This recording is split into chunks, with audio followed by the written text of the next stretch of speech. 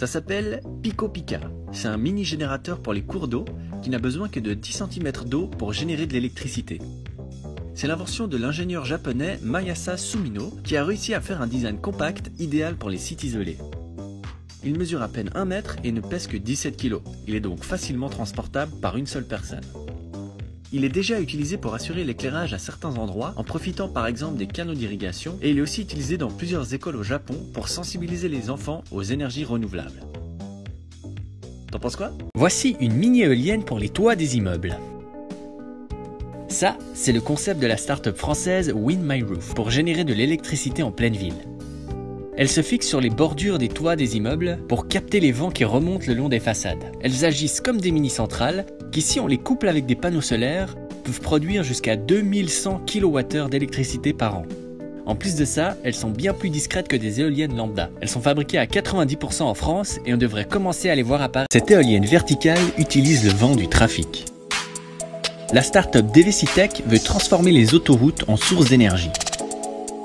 Son éolienne verticale capte les vents générés par les véhicules qui passent pour produire de l'électricité. Selon la start-up, couplée à un panneau solaire, son éolienne aurait une puissance de 1 kW. Elle serait aussi très facile à construire et la start-up les teste actuellement à Istanbul. Réutiliser la chaleur des parkings pour le chauffage, c'est l'idée de la start-up Enerdrip.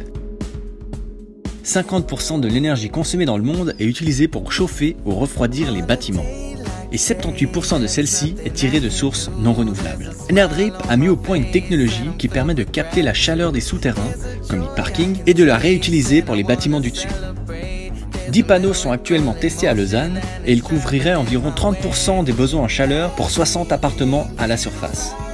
Cette start-up génère de l'électricité avec les marées. Ça, c'est la plus grande hydrolienne du monde. C'est comme une éolienne, sauf qu'elle est sous l'eau. C'est le projet d'une start-up écossaise pour utiliser la puissance des marées. Elle a 2 rotors de 20 mètres de diamètre qui sont actionnés par le courant et ça génère assez d'électricité pour alimenter jusqu'à 2000 foyers.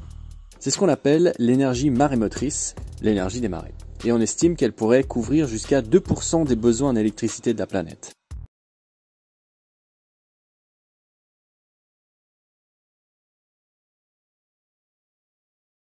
30 secondes pour comprendre comment les forêts nous protègent des inondations. Voici une expérience toute simple qui démontre le lien entre la déforestation et les inondations. Il y a 2 bacs inclinés, l'un avec des plantes, l'autre juste avec de la terre. Lorsqu'ils sont arrosés, on peut voir très clairement que le bac sans végétation retient moins bien l'eau. L'eau qui en sort est aussi pleine de terre alors que l'eau de l'autre récipient est claire. C'est la ville de Yokohama, au Japon, qui a partagé cette expérience pour montrer l'importance de protéger les forêts car elles nous protègent des inondations et de l'érosion.